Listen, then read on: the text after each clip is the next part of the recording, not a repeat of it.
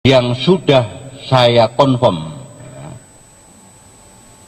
hasilnya adalah untuk penemuan barang atau objek di luar jenazah saudara-saudara kita adalah 2 tas hitam, 1 koper abu-abu warnanya. Ini dibawa oleh heli Basarnas dari kapal KD Pahang. Kemudian penemuan barang atau objek di luar jenazah adalah potongan tangga, tabung selam, serpihan logam.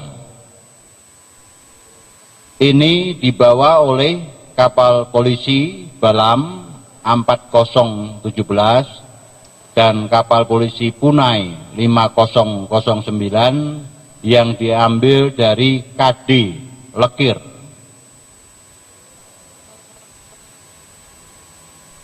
Kemudian total jenazah sampai detik ini yang sudah saya pastikan, saya confirm, jumlahnya semuanya ada 9. 9 itu posisinya 6 sudah terkirim di Surabaya, 2 jenazah sekarang masih berada di Pangkalan Bun, dan rencana malam ini akan kita dorong ke Surabaya.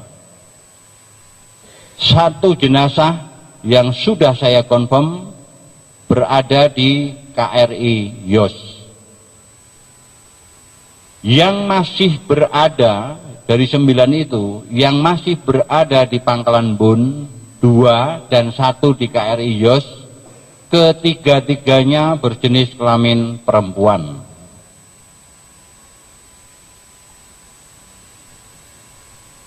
Oke, itu hasil hari ini.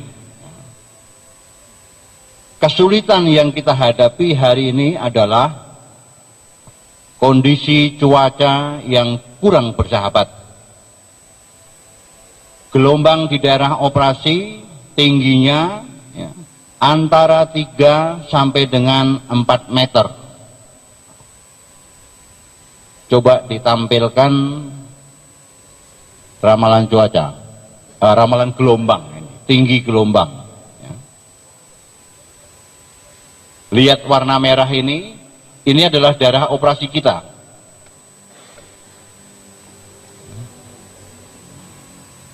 Cuaca seperti ini, gelombang seperti ini, sesuai dengan ramalan tinggi gelombang yang saya dapatkan selama 1 minggu ke depan, saya dan seluruh jajaran satuan-satuan pelaksana masih akan berhadapan dengan cuaca seperti ini setidaknya sampai dengan tanggal 4 Januari.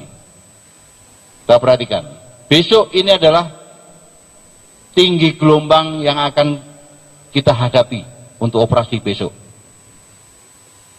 Dilihat warna merah demikian besar.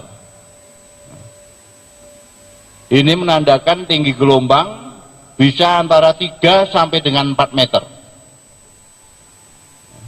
Kemudian coba hari berikutnya. Terus.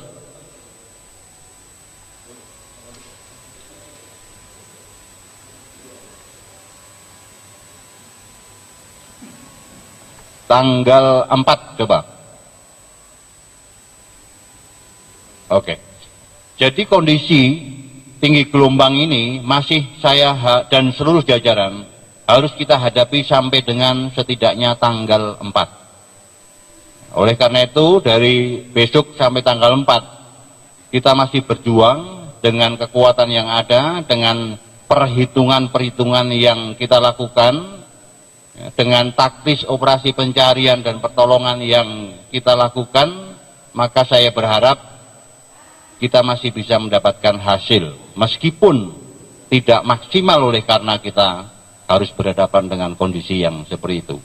Sebagai gambaran, mengapa satu jenazah yang tadinya 2 di Yosudarso hanya bisa kita ambil 1? Itu pun pesawat heli kita tidak bisa mendarat di kapal itu, sehingga jenazah saudara kita yang 1 itu harus kita hoist, harus kita bawa dengan tali bersama-sama dengan rescuer kita untuk naik ke helikopter. Kemudian mereka harus segera pergi karena cuaca sudah menghadang heli kita. Akhirnya heli tidak bisa kembali lagi ke kapal, dan malam ini dengan sangat menyesal saya tidak bisa membawa yang 1 lagi, terpaksa kita tunggu besok. Ini yang sudah kita confirm. Yang saya maksud jumlah yang sudah dikonfirm itu adalah yang betul-betul dilaporkan oleh saya dan dilihat langsung oleh para komandan-komandan satuan pelaksana. Masih ada harapan, tapi tidak akan saya sebutkan di sini. Sampai nanti harapan beberapa ini bisa dilaporkan dan dilihat langsung oleh para komandan satuan kita. Oke. Untuk operasi hari ini seperti itu. Untuk besok kita akan mendapatkan ya, bantuan yang tadi datang alat-alat dari Singapura ya, untuk melakukan deteksi objek di bawah air. Sudah mulai diinstal di kapal-kapal Singapura. Kapal Barunajaya sudah ada di lokasi. Kemudian kapal Geo Survei yang merupakan bantuan dari teman-teman kita, Asosiasi Kontraktor Survei Indonesia, akan sampai pada titik daerah operasi pada pukul kurang lebih 2 dini hari. Oleh karena itu besok kita akan menggunakan kemampuan alat-alat deteksi bawah air yang berada di kapal Barunajaya, yang berada di kapal Geosurvey, ditambah dengan kemampuan-kemampuan sonar dari sistem yang ada di kapal-kapal KRI maupun kapal Amerika. Bapak Ibu sekalian, ke depan saya prediksi akan terjadi berbagai simpang siur informasi utamanya terhadap jumlah korban, jenis korban, identitas korban. Oleh karena itu saya tetapkan hari ini bahwa yang berhak untuk menyampaikan identitas korban yang sudah selesai dilaksanakan proses di DPI, yang berhak saya limpahkan kepada Posko DPI Bayangkara, Polda Jawa Timur.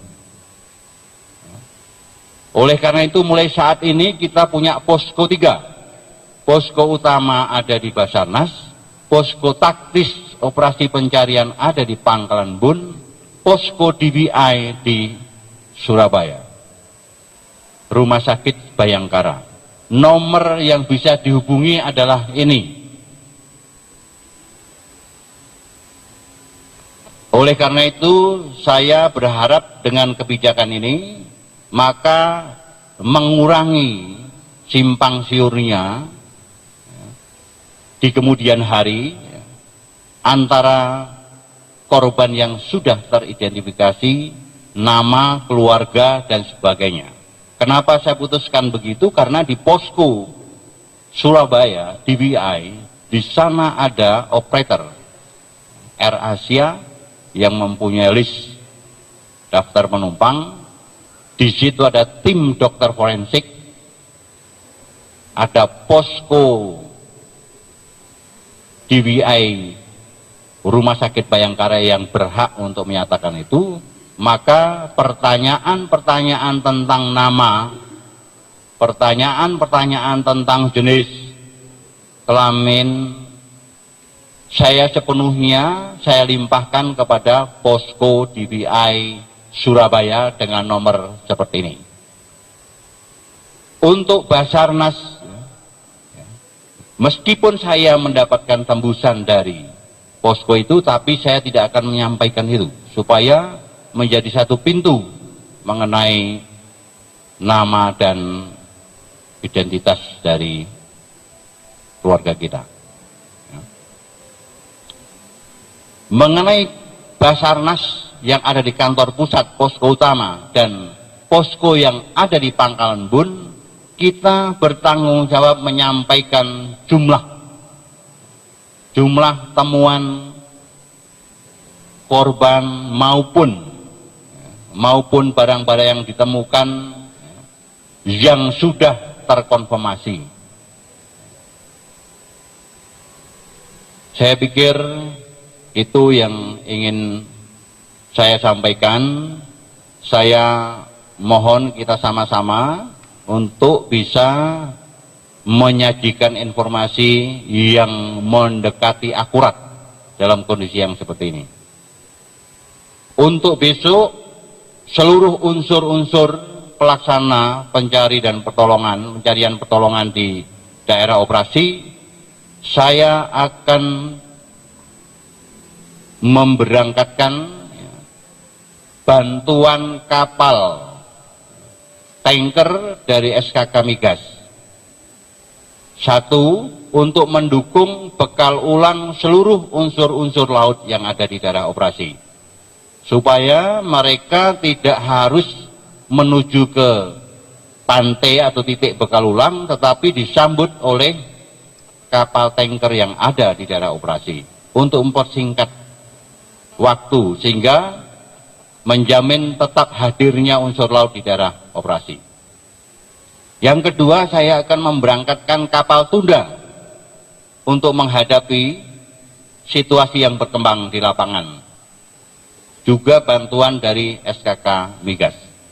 Dari TNI AL, saya instruksikan komandan unsur laut untuk memberangkatkan satu kapal tanker KRI Sorong untuk mendukung logistik di daerah operasi. Saya kira demikian yang ingin saya sampaikan. Terima kasih atas perhatiannya. Kita berdoa mudah-mudahan besok tidak sesuai ramalan cuaca, terutama gelombang, sehingga kita bisa mengerjakan tugas-tugas kita secara maksimal. Terima kasih. Silakan pertanyaan.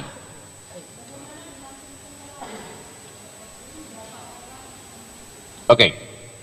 Tim penyelam sekarang ini berada di KN KN Purworejo dari Basarnas, sebanyak 47 dari Kopaska dan tim penyelam, plus 12 dari Basarnas Special Group. Dengan kondisi gelombang yang seperti ini dan cuaca yang buruk, mereka hari ini sudah mencoba, tetapi tidak bisa maksimal. Dan besok akan diulangi lagi untuk melakukan penyelaman-penyelaman di daerah operasi. Silakan.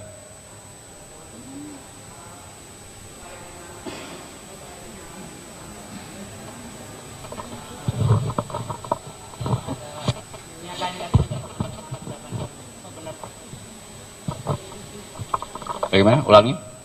Kabarnya upaya penyelaman ini terlambat banyak gara-gara anggota KNKT yang telat gitu Pak. Itu apa benar dan memang apa seperti itu, koordinasi bagaimana Pak? Saya pikir ini informasi yang tidak pas ya. Di lapangan banyak sekali berkembang ya. Yang betul itu mereka sudah berada di KN Purworejo, dan mereka sudah berusaha untuk mencoba menyelam dengan kondisi gelombang setinggi 4 meter rata-rata. Ya. Tim KNKT sekarang sudah berada di Pangkalbun, sedang melakukan tugas, dan mereka besok akan kita berangkatkan dengan peralatan yang ada di tim untuk berusaha mencoba menemukan black box atau flight recorder.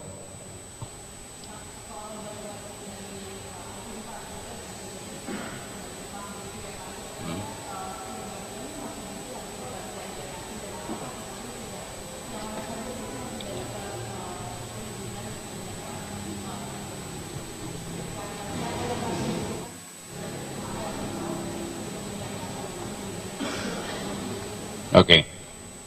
Saat ini kapal asing yang standby membantu kita, kapal Jepang sudah berada di Selat Malaka dan mereka mendekati daerah operasi pencarian. Kemudian mereka akan standby di luar daerah operasi pencarian. Kemudian pada saat kita perlukan untuk memperkuat di dalam daerah operasi pencarian, maka mereka saya instruksikan untuk masuk di daerah operasi pencarian. Alat yang kita butuhkan sekarang ini sebenarnya yang utama adalah alat yang bisa mendeteksi benda-benda metal di bawah air, yang pada akhirnya kita bisa menyimpulkan letak atau posisi dari bagian pesawat yang besar diharapkan, ya, di mana posisi itu, yang kemudian itu menjadi lokus dan menjadi prioritas saya untuk melakukan penyelaman-penyelaman.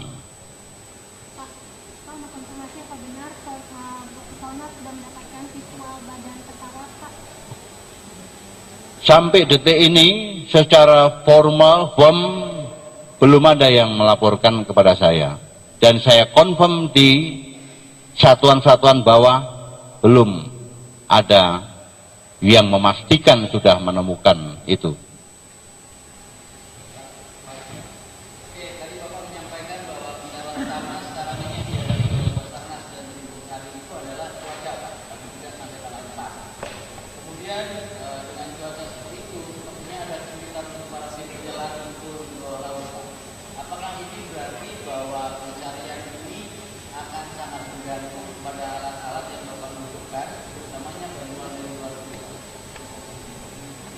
Saya pikir alat yang saya sampaikan itulah yang kemudian kita kedepankan menjadi leading sektor kita operasi pencarian ini.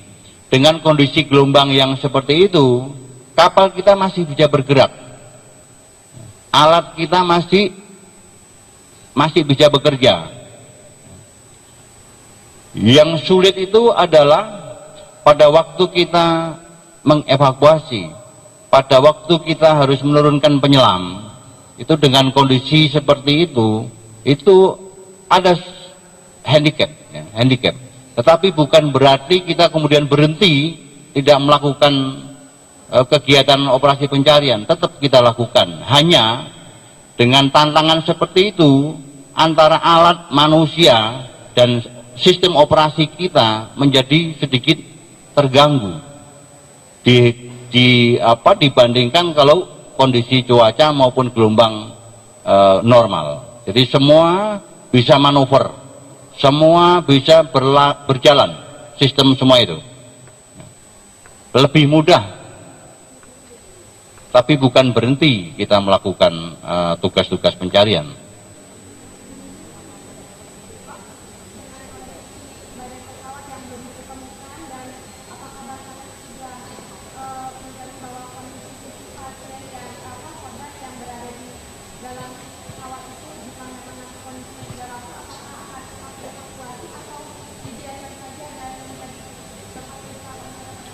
Tidak akan kita membiarkan saudara-saudara kita yang ada di bawah sepanjang itu kita ketahui dan kita ketemukan. Pada posisi apapun, di dalam, mohon maaf, di dalam bangkai pesawat pun, kalau itu kita ketahui dan kita pastikan, dengan kedalaman rata-rata 25 sampai 32 meter, itu akan kita lakukan upaya-upaya untuk mengevakuasi saudara-saudara kita. Bagaimana? Apapun kondisinya, apapun kondisinya. Oke, saya kira cukup. Terima kasih. Saat ini kita sedang berupaya untuk mengirimkan 2 jenazah keluarga kita, saudara kita yang ada di Pangkalan Bun, tetapi masih menunggu kesiapan dan kondisi weather di sana.